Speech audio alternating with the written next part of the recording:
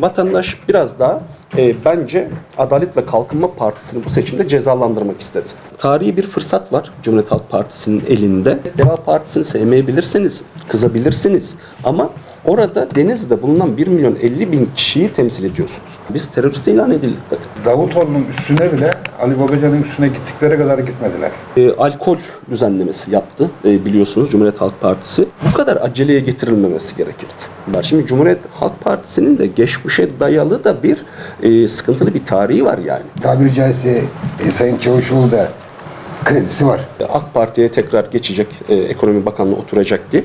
Mehmet Şimşek elindeki imkanların hepsini zorluyor. Merkez Bankası rezervlerinde çok ciddi artış var. Ali Babacan da bunu söylüyor, biz bunu söylüyoruz. Şu anki bizim aldığımız bilgilere, verilere göre 360 milyar doların nerede olduğu bilinmiyor. Bu işi kim iyi yapabilecekse, yani onlar bu anahtarı alsın ve bu işi düzeltsin. Denizli'de bugün yüzü geçmiş bakın. Bugün siyasette de doğru bildiğimizi söylemek zorundayız.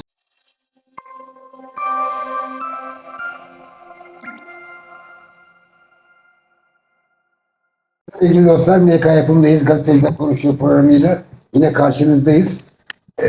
Daha önceleri AK Parti İl Başkanımız, MHP İl Başkanımız, Cumhuriyet Halk Partisi İl Başkanımızı sizler için burada misafir ettik. Bugün de Deva Partisi Denizli İl Başkanımız var Sayın Bekir Kırar. Kendisine hoş geldin diyoruz. İbrahim Bey ile beraber yine sizlerin karşısındayız. Başlamadan söyleyelim. Bizi takip etmeyi, kanalımıza abone olmayı unutmayalım. Çok teşekkür ederiz. Başkanım hoş geldin.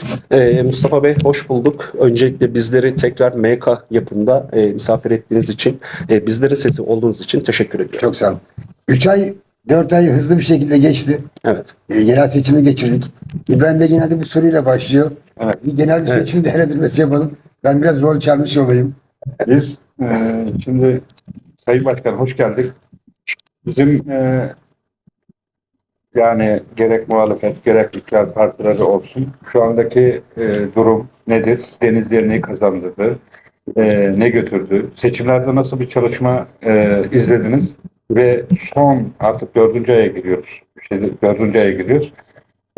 Yerel seçimlerde nasıl yani CHP'nin kazanmasıyla birlikte neler kazandı?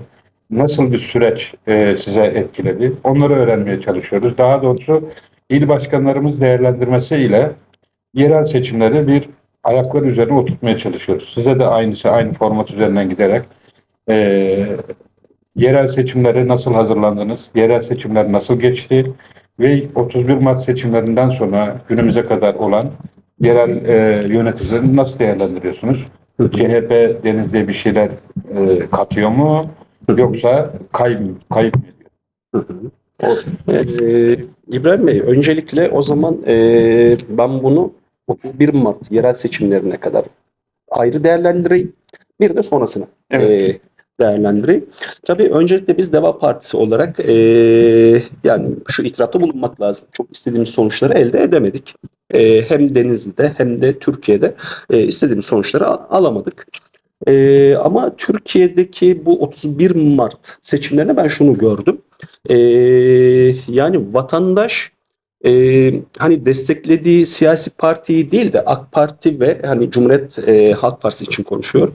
Yani onların haricindeki partilerde gönlü olan vatandaşların bu iki siyasi partiden birini tercih ettiğini gördüm.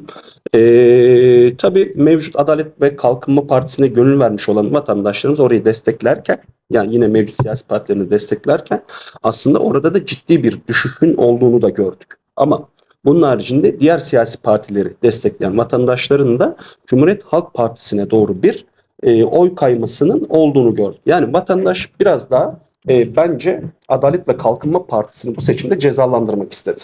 Ben böyle değerlendiriyorum. Tabii sonrasına bakacak olursak asıl önemli olan tabii bundan sonrası, artık bundan sonra ne olacak? Yani seçmen Cumhuriyet Halk Partisi'ne burada tarihi bir fırsat verdi bence. Çünkü Cumhuriyet Halk Partisi'nin bir hani şeyi vardı bu ülkede, hep %25'lerdi. Ama bu seçimlerde %38'lere varan, yani neredeyse kendi oyunu %50 artıran bir seçim sonucuyla karşı karşıya kaldık. Burada tarihi bir fırsat var Cumhuriyet Halk Partisi'nin elinde. Tabii bunu nasıl değerlendirecekler göreceğiz. Seçimler biteli yaklaşık 3 ay 4 aylık bir zaman oldu. Yani şu an için yani seçimden sonra tabii şeyleri gördük. Cumhuriyet Halk Partisi AK Parti'ye gitti. Sonra AK Parti'nin il başkanı işte Cumhuriyet Halk Partisi'ne geldi. Ya bunlar biraz daha özlenen tablolardı benim gözümde. Bunlar olması gerekiyordu. Neden? Hatta geçen gün Gazeteciler Cemiyeti'nde de ben buna yakın bir şey söylemiştim.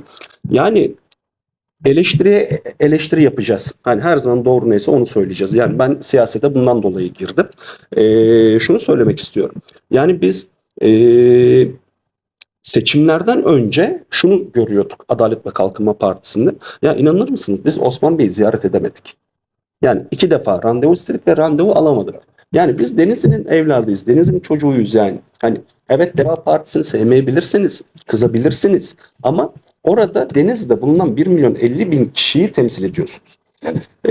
Tamam bize randevu vermediniz. Biliyorsunuz bizim 13 Kasım'da çok güzel bir mitingimiz olmuştu Denizli'de. Yani biz bu mitingin duyurusunu yapamadık belediyelerde. Yani bir tane billboard kiralayamadık bakın. Bir tane billboard kiralayamadık. Yani Adalet ve Kalkınma Partisi bu yaptığı hareketlerden dolayı ben bu duruma geldiğini düşünüyorum. Yani çok fazla ben biz ne dersek o olur.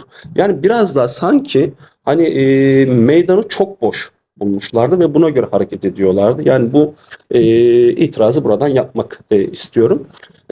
Tabii seçimden sonrasındaki hareketler güzel olması gerekenler. Yani ortamın bir sakinleşmesi gerekiyordu. Çünkü çok fazla ortam gerildi. Çok fazla. Nefes almaya ihtiyacımız vardı. Kesinlikle. Yani şuraya geldik artık.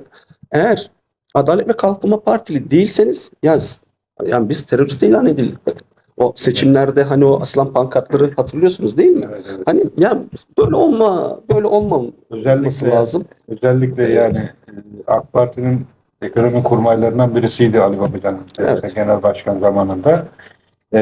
Hatta benim tahminime göre o seçim atmosferinde Davutoğlu'nun üstüne bile Ali Babacan'ın üstüne gittikleri kadar gitmediler. Yani o ötekileştirdiler iyice. Tabii ötekileştirince de seçim Evet. başkanın anlattığı gibi anlatma imkanı da vermediler. Şunu da yapmadılar. Peki sonrasını nasıl değerlendiriyorsunuz?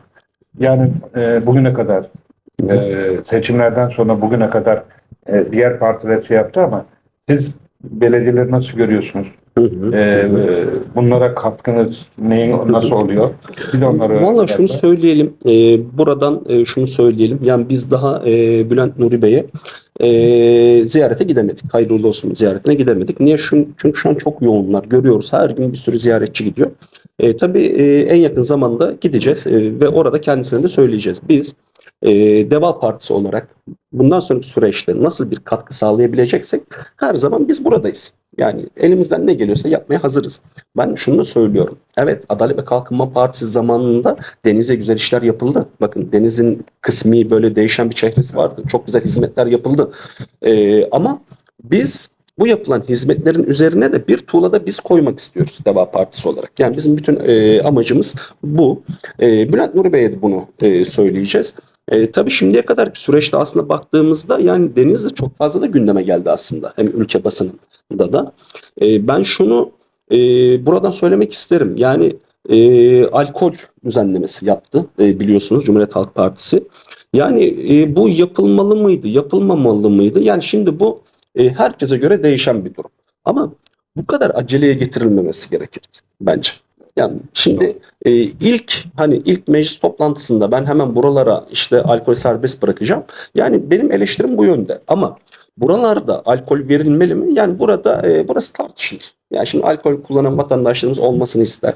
Ama diğer taraftan da özellikle Denizli'deki bu mütedeyyin kesimde mesela şu tür eleştirileri var. Özellikle o bölgede oturanlar mesela Çamlık'ta oturanlar geçenler bir abimiz dedi ki ya dedi Bekir Başkan benim de torunlarım pazar günü dedi buraya geliyordu ve ben onları alıyordum. Bu Çamlık'ta işte beraber geziyorduk bir hayvanat bahçesine götürüyordum dedi. Ama inanır mısınız artık dedi götüremiyorum dedi. Bak artık dedi götüremiyorum. Yani şimdi bu kesiminde bir rahatsızlığı var. Hani yani bu işleri çok iyi ayarlamak gerekiyordu. Dengelemek çok önemli. Evet ya şimdi bir de şöyle bir şey var. Şimdi Cumhuriyet Halk Partisi'nin de geçmişe dayalı da bir sıkıntılı bir tarihi var yani. Hani yani şimdi bu sıkıntılı tarih üzerine birden siz bunu yaptığınızda yani size oy vermiş olan bakın özellikle o mütedeyyin kesimler, çünkü Denizli'de de çok ciddi geçişler oldu. Yani onları biraz kaybetmiş oluyorsunuz. Yapılabilirdi ama bu kadar aceleye getirilmemesi gerekirdi diye düşünüyorum. Yavaş yavaş 6 ay doluyor şimdi. 6 ay boyunca hani ticarette de vardır, iş hayatında da cepten yersin. Evet. Şu an tabiri caizse Sayın Çavuşoğlu da kredisi var. Evet. 6 ay bir sürü borç var, harç var neyse. 6 ay sonra artık bunlar ciddi ciddi konuşulmaya başlanacak. Şimdi ben ekonomiye gelmişken az önce bazı bir görüş var başkanım. Onu size bir sormak isterim. Mehmet Şimşek İBAN'a kadar el attı. Herkesin İBAN'ına. Şimdi diyorlar ki Mehmet Şimşek yerine Ali Babacan olsaydı ekonomi çok daha güzel olurdu diye bir söylem var. Bunu Buna da ne diyeceksiniz? Genel Başkan şey yaptı, deklare etti. Bu açıklama yaptı yani. Evet. Yani ekonominin gidişatına göre açıklamalar yaptı. Mehmet Şimşek'i yalanladı bu tip meselelerde. Evet. Yani şunu söyleyeyim. Yani Ali Bey, yani vatandaşta şöyle de bir algı var. İşte AK Parti'ye tekrar geçecek, Ekonomi Bakanlığı oturacak diye. Sayın Yani, Başkan düşünüyor musun öyle bir şey? Acaba Yani ben Ali Bey'le de konuştum. Ali Bey'in cevabı şu oldu. Yani ben de böyle bir şey yapacak olsam niye dedi işte AK Parti'den ayrılıp da Deva Partisi'ni kurdum dedi. Böyle bir şey dedi yok. Ama biz şunu biliyoruz. Buradan söyleyeyim. Adalet ve Kalkınma Partisi'nden böyle bir teklif olduğunu biliyoruz. Bunu söylemek isterim. Ama Ali Bey tabii ki de bu konuda sert. Bunu da söylemek isterim. Tabii siyaset çok hızlı bir zeminde değişebiliyor. İleride ne olur bilmiyorum ama benim kendi öngörüm, ben böyle bir şeyin gerçekleşeceğini düşünmüyorum. Mehmet Şimşek'e gelecek olursak, evet, Mehmet Şimşek elindeki imkanların hepsini zorluyor. Yani bu mevcut darboğazdan çıkarmak istiyor ülkeyi ama tabii ülkedeki darboğaz yani çok büyük sıkıntı ve çok büyük şu an giderlerimiz var. Biliyorsunuz kur korumalı mevduat şimdiye kadar 3 milyon TL para gitti yani. Ya bu çok ciddi bir para ve bu para biliyorsunuz hazinenin yetkisinde bu parayı karşılamak ve bunu Merkez Bankası'nın emrine verdiler. Neden? Para basalım diye. Ya şu an durmadan Merkez Bankası hala para basıyor.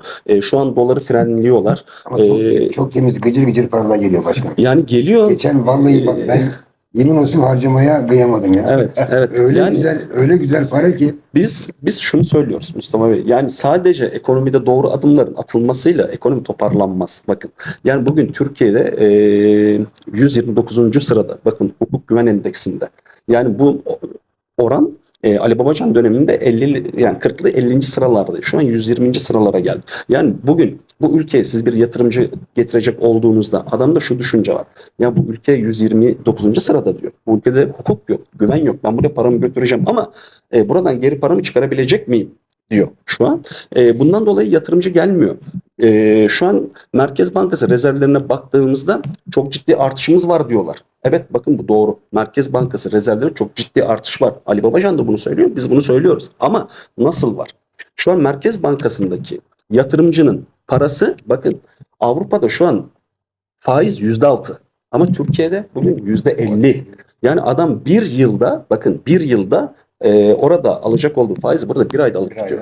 onun getirip parayı yatırıyor. Tabii ki de yani şu anki zaten tablo o. Yarın faizler indiğinde bakın Merkez Bankası'nın durumunu hep beraber göreceğiz. Biz bunları hep söylüyoruz. Şu an Merkez Bankası'nın 360 milyar dolar rezervin nerede olduğunu açıklayamıyorlar bakın. Bakın yok. Ali Babacan döneminde her yıl bunlar açıklanıyordu. Biz bunu hep söylüyoruz. Son 2018'den beri hiçbir tablo açıklanmıyor bakın. Şu anki bizim aldığımız bilgilere, verilere göre 360 milyar doların nerede olduğu bilinmiyor. Nereye geleceğiz? Yani ülkenin bu saatten sonra ekonomiyi ben Adalet ve Kalkınma Partisi'nin toparlayabilmesinin çok zor olduğunu görüyorum. İnşallah toparlarlar. Yani bu ülke hepimizin. Evet, bakın bu ülke hepimizin. Yani bütün 4 yıl insanımız, evet, 4 yıl seçim yok. tabii bütün insanımız refah içerisinde yaşasın. Biz bunu istiyoruz. Yani Adalet ve Kalkınma Partisi, Cumhuriyet Halk Partisi, yani bu siyasi partilerin hepsi bizim ya. Biz bunların hepsini elimizi kolumuzu sallayarak girebilmemiz lazım. Bu işi kim iyi yapabilecekse yani onlar bu anahtarı alsın ve bu işi düzeltsin.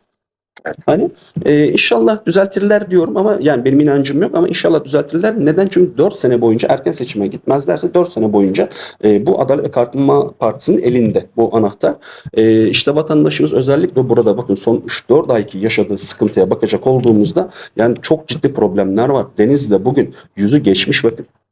Konkordato ilan eden firmalar yüzü geçmiş ve son 3 ay içerisinde bu sayı 60-70.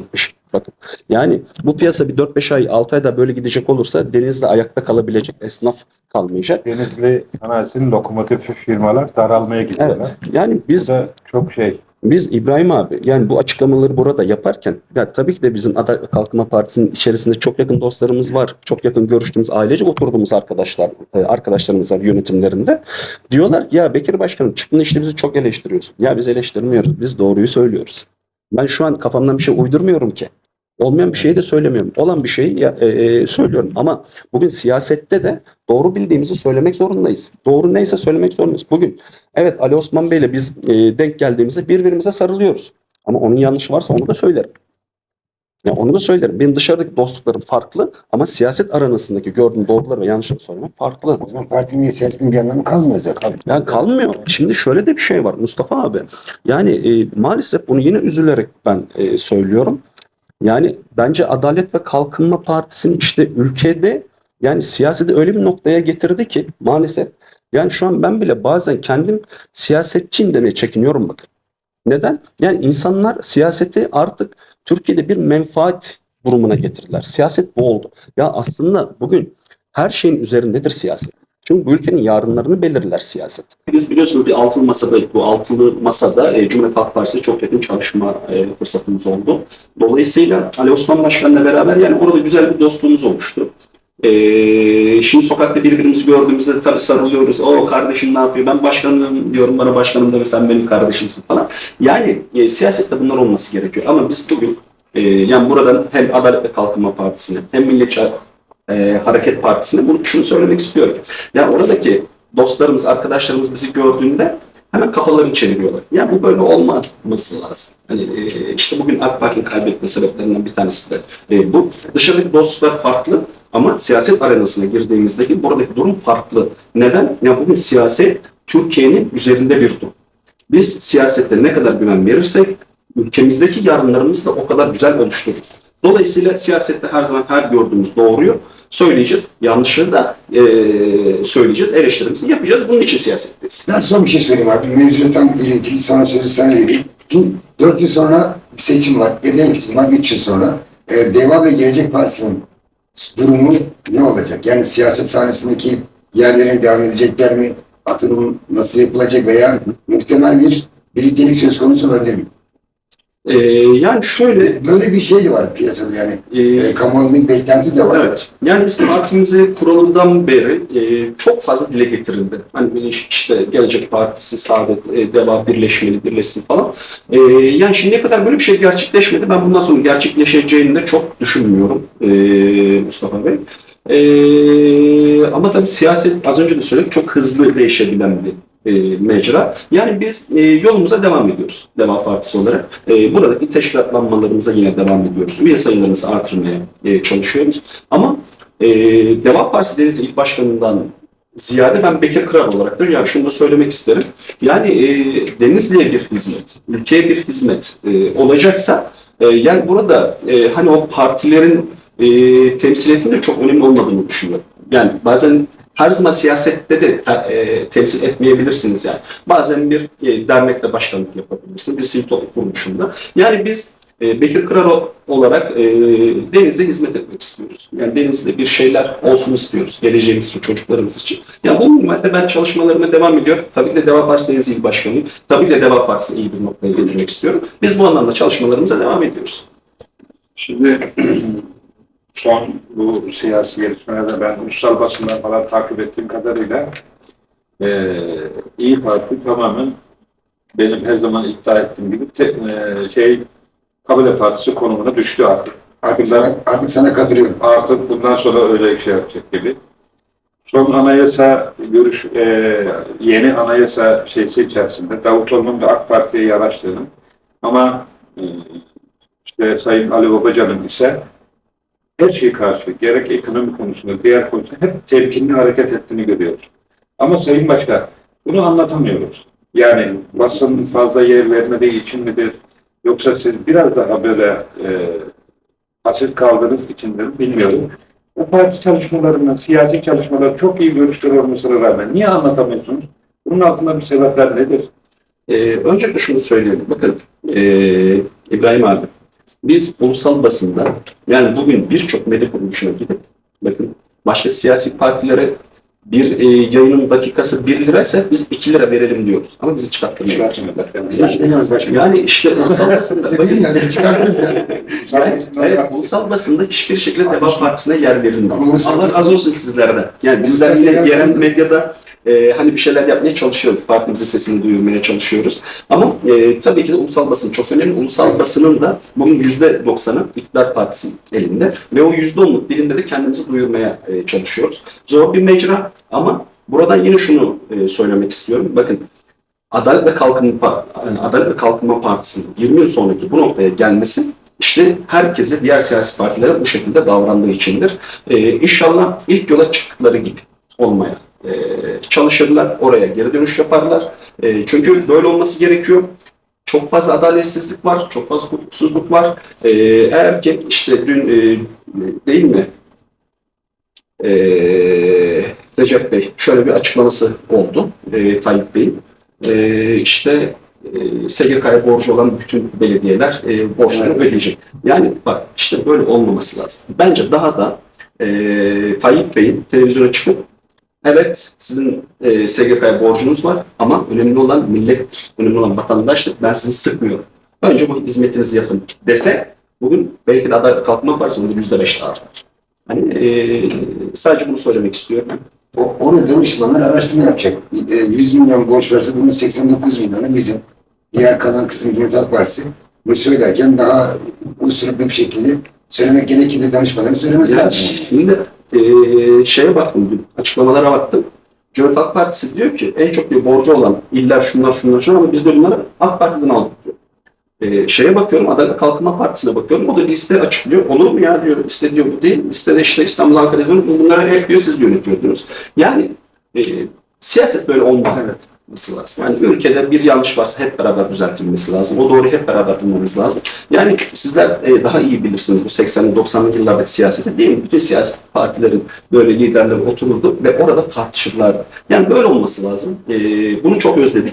İnşallah bundan sonraki süreçte böyle olur. Demek istiyorum. Tekrar bizleri buraya var mıydı? Başka soru var mıydı? Benim başka sorum yok. Ben son soru duyunca teşekkür edecektim. Ya soru sormayı istedim, hemen hepsine cevapladınız. Onun için şey yapmadım. Varsa başka soru cevaplayabilirim. Çok teşekkür Yoksa ederim. valla ben teşekkür ediyorum. Keyifli oldu. Çok keyifli bir programda tekrar bizlerin sesi olduğunuz için, bize bu mecralarda yer verdiğiniz için ben sizlere yürekten teşekkür ediyorum. Daha çok görüşeceğiz Bekir Başkan. İnşallah önümüzdeki günlerde yine görüşürüz. Çok teşekkür ediyorum. Çok sağ olun. Çok sağ olun sevgili izleyenlerimiz. Bizi takip ettiğiniz için Bekir Kırar Başkanımızdan Deva Partisi'ni dinledik. Seçim sonrası değerlendirmelerini aldık. Bizleri takip etmeye devam edin.